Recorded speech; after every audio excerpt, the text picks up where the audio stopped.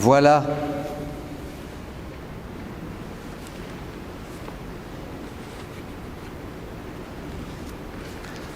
Avant de commencer la messe, quelques instants avant de sortir pour la bénédiction des rameaux, un petit enfant est venu là. Je ne le connaissais pas, je ne l'avais jamais vu, avec des yeux brillants, tout lumineux.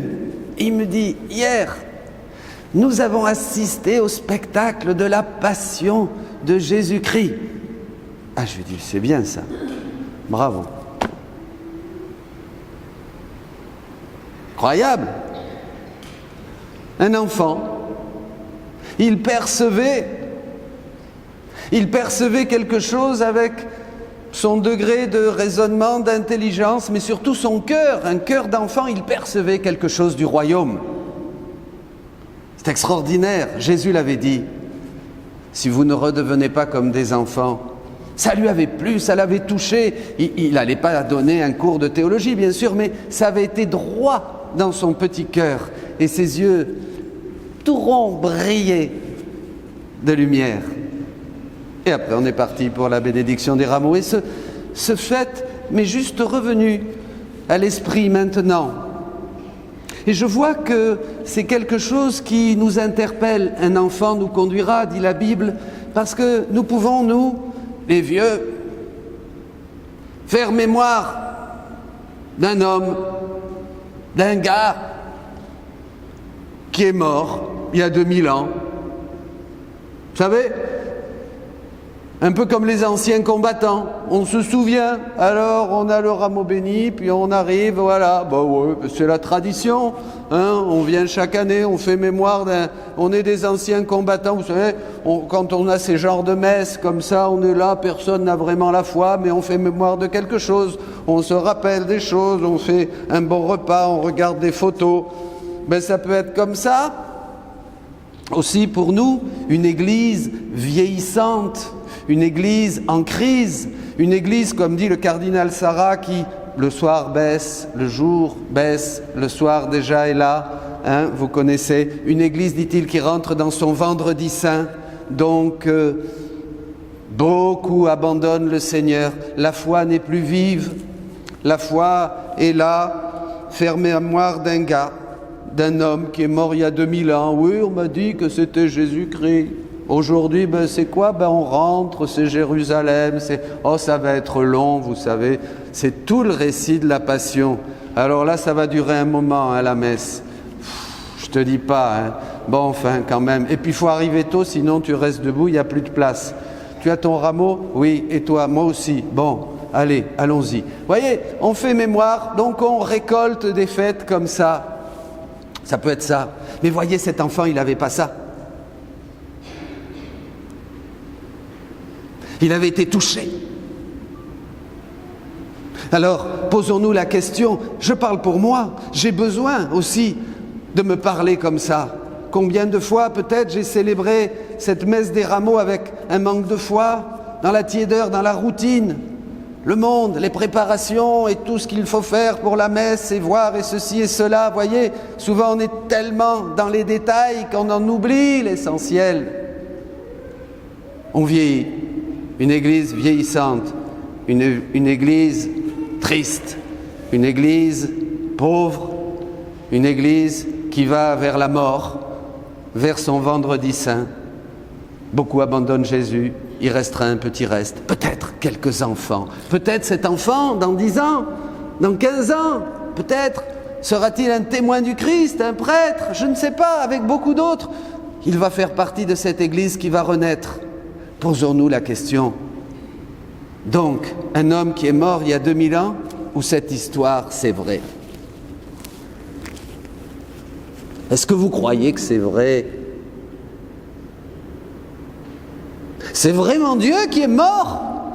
Et nous célébrons son humilité sur un âne, il rentre pour être le roi, le vrai roi qui n'aura pas de succession, il n'y aura pas après lui un Jésus 2, un Jésus 3, un Jésus 4, un Jésus 5, le roi des rois, qui nous montre le chemin à nous qui sommes hommes comme lui, homme comme nous. le vrai chemin. Nous croyons que c'est vrai, que c'est le Fils de Dieu qui va mourir sur la croix.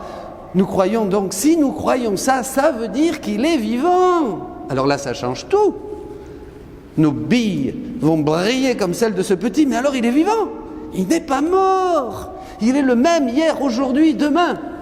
Et alors là, on va agiter nos rameaux et notre foi va devenir incandescente dans notre cœur et nous allons vraiment vivre notre vocation d'hommes et de femmes, pèlerins, voyageurs, comme dit l'apôtre Pierre, jusqu'à la patrie des cieux, en passant par celui qui est le chemin, la vérité et la vie. Extraordinaire!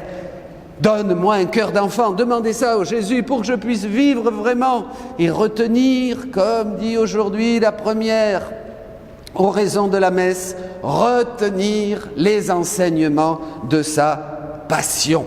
Alors donc c'est vrai, ça y est, je réveille ma foi et je veux, comme dit la prière, retenir les enseignements de sa passion.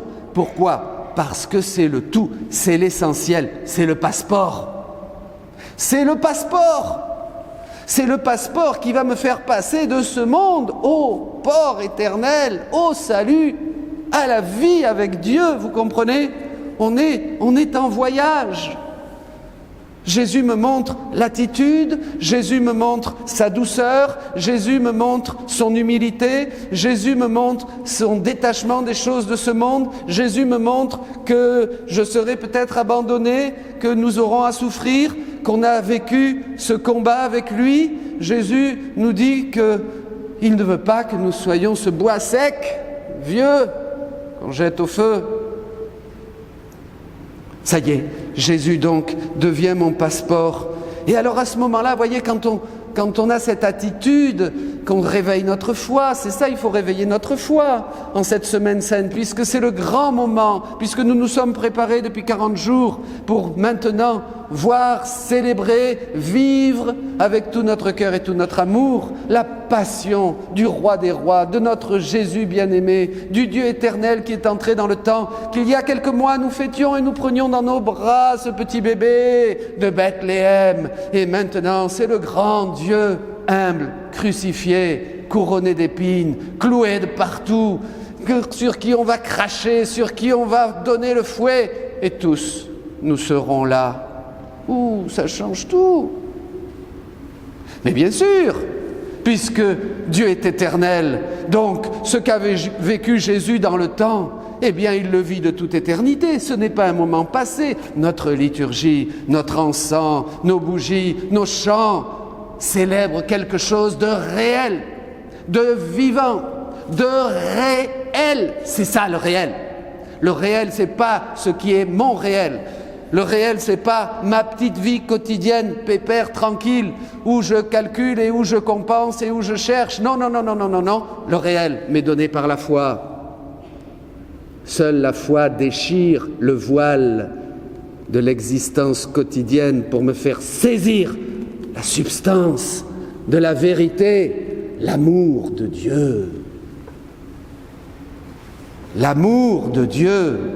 Voyez, le Christ, quand le voile du temple se déchire, le vendredi saint, au moment où il expire, mais c'est pour nous une grande signification, ça a pour nous une grande signification, c'est le voile de notre existence et de ce que nous percevons avec les sens, avec les yeux, avec les oreilles, qui se déchirent pour nous faire entrer dans le monde de Dieu. Le Christ passe de la mort à la vie et nous fait entrer dans sa résurrection. Passeport. À ce moment-là, comme cet enfant, on dirait qu'une décharge électrique nous touche et notre foi, poum, se réveille. Comme ce petit, nous avons assisté à la passion, au spectacle. Qu'est-ce que ça veut dire ? C'est que si nous avons la foi, la grâce comme un Hiroshima vient nous donner un tremblement de terre, un tremblement de cœur. On est réveillé. Vous comprenez ? À ce moment-là, tout change. On est réveillé. C'est la grâce, parce que toute grâce vient de la passion du Christ, disent tous les saints. Saint Thomas dit que toutes les grâces, tout nous vient de la passion du Christ. D'ailleurs, vous voyez dans le texte, cet homme qui ne croyait pas, reconnu, oui, cet homme-là était injuste. C'est en contemplant le Christ crucifié avec les yeux de la foi qu'il a reconnu sa divinité, comme le bon larron. Regardez le bon larron aussi, il est là. Qu'est-ce qui se passe? Eh bien, il le voit, comme disait saint Augustin, sur le trône de la croix, couronné d'épines, tout sanglant, tout comme il n'avait même plus l'apparence d'un homme, dira le prophète Isaïe. Et cet homme à sa gauche ou à sa droite dira « Seigneur ». Comment il va l'appeler Seigneur? S'il est sur le gibet de la croix où l'on mettait les maudits et en dehors de Jérusalem. Une décharge électrique pour que notre Église se réveille, pour qu'il y ait des enfants, des chœurs d'enfants de 7 à 77 ans qui de nouveau agitent ces rameaux avec foi, avec joie. Nous célébrons le grand moment, ce qui donne sens à l'humanité entière. Toute l'humanité, disent les Chartreux, tourne autour de l'axe de la croix. Toute l'humanité. Rien ne prend sens en dehors de la croix. Rien ne peut fleurir sinon à l'ombre de la croix. Rien. Ça, c'est vrai. Je vous le dis, c'est vrai, vous le savez vous aussi, parce que dans vos cœurs, cette parole vous touche, cette vérité vous touche. Elle est là, elle est petite, elle est fragile. Le grand Dieu est mort pour nous sur la croix, il nous donne la vie et la vie en abondance. Il faut prendre cette petite graine, c'est le trésor caché dans le champ. Le trésor caché dans le champ, c'est la parole de Dieu qui nous dit que le Christ est mort pour nos péchés, dira l'apôtre Paul. On le prend. Ça y est. La grâce nous a touchés. Vous voyez, c'est le deuxième moment. On n'est plus vieux, on est réveillé, on est content, on a un cœur d'enfant. Et à ce moment-là, on signe. On signe. On dit, Seigneur, ça y est, je change de vie. Et là, c'est les grandes conversions. C'est les Claudel, c'est les Saint François, c'est les Charles de Foucault, c'est ces hommes qui, Saint Ignace, ces hommes qui, du jour au lendemain, paf, ont percuté, comme disent, rencontre Christ crucifié. Ignace dit, qu'est-ce que j'ai fait en le regardant crucifié? Et après il dit, que dois-je faire maintenant? Qu'est-ce que j'ai fait? Que dois-je faire? Voyez, on signe, on rentre dans la milice de Jésus. Et alors là, écoutez, c'est merveilleux. C'est la fin, on commence, ça y est, le chemin, la vérité et la vie s'est révélé à nous. Notre cœur d'enfant est devenu jeune, a ressuscité. Ça y est, la foi est vive, l'amour est vif, l'espérance est certaine. On marche, on suit Jésus. Il nous a ouvert le chemin pour que nous suivions ses traces, dira la parole de Dieu. Et alors là, on marche derrière lui, on est content. Nous faisons ce que dit l'apôtre Paul, nous revêtons le Christ. Nous revêtons le Christ, c'est-à-dire nous faisons Christ, nous le laissons vraiment nous revêtir de quoi? De sa passion. Parce que c'est ça la signature. Alors nous contemplons d'abord, mais après nous prenons sa couronne d'épines, nous prenons ses clous, nous prenons ses blessures et nous prenons tous ces trésors dans notre cœur pour que le Père ne voit plus que son Fils crucifié est ressuscité aussi en chacun de nous. C'est ce que l'apôtre Paul explique. Nous revêtons le Christ. Vous voyez, c'est pas une pieuse méditation comme on regarde comme ceci, un petit livre où on va voir le beau film de Mel Gibson et alors ça nous émeut un petit peu. Non!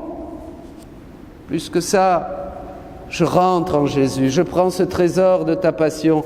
Comme vous allez prendre l'Eucharistie tout à l'heure, c'est la même chose. Quand vous communiez à l'Eucharistie, vous communiez à tout le mystère du Christ, à sa naissance, à sa prédication, à tout ce qu'il a fait, à tout ce qu'il a dit, à sa passion, à sa résurrection, puisque dans l'Eucharistie, Jésus continue sa vie pour nous.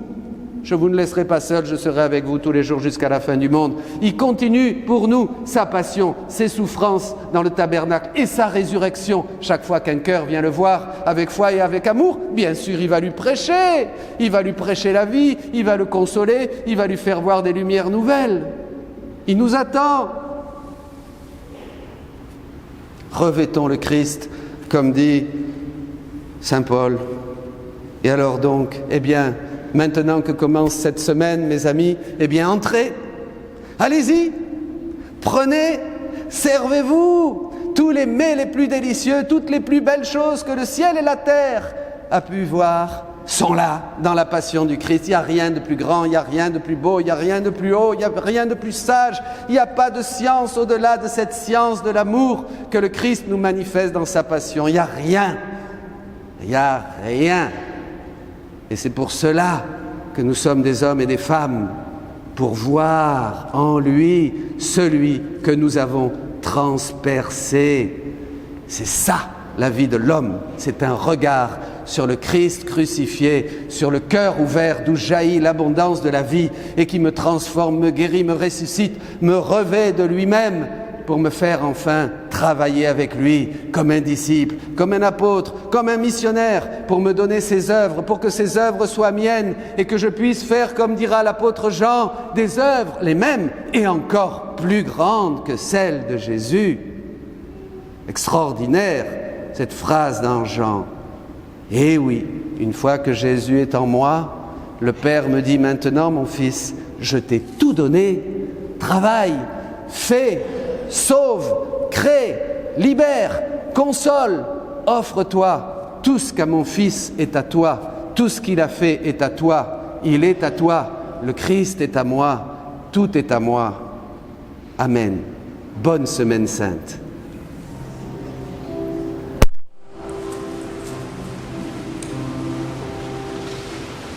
Lancé vers les cieux pour me montrer d'où je viens, tu es le doigt de Dieu qui m'indique le chemin du vrai bonheur, qui passe par la croix pour que mon cœur s'abandonne avec foi aux croix d'amour, aux croix de Jésus-Christ, protège-nous, dissipe notre nuit.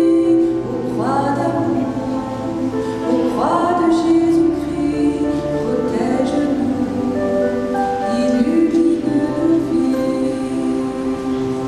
Lumière dans la nuit, comme une étoile des cieux, ta clarté me conduit vers le cœur même de Dieu, aux croix d'amour, quand je suis dans le noir, sois mon secours, ravive mon espoir, aux croix d'amour, aux croix de Jésus-Christ, protège-nous, dissipe notre nuit, aux croix d'amour, aux croix de Jésus-Christ, protège-nous, illumine nos vies. Dans l'ombre de la croix se tient la Vierge Marie, tout comme Golgotha, amoureusement elle prie pour ses enfants qui rejettent la croix, pour ses enfants qui ont perdu la foi, aux croix d'amour, aux croix de Jésus-Christ, protège-nous, dissipe notre nuit, aux croix d'amour, aux croix de Jésus-Christ, protège-nous, illumine nos vies.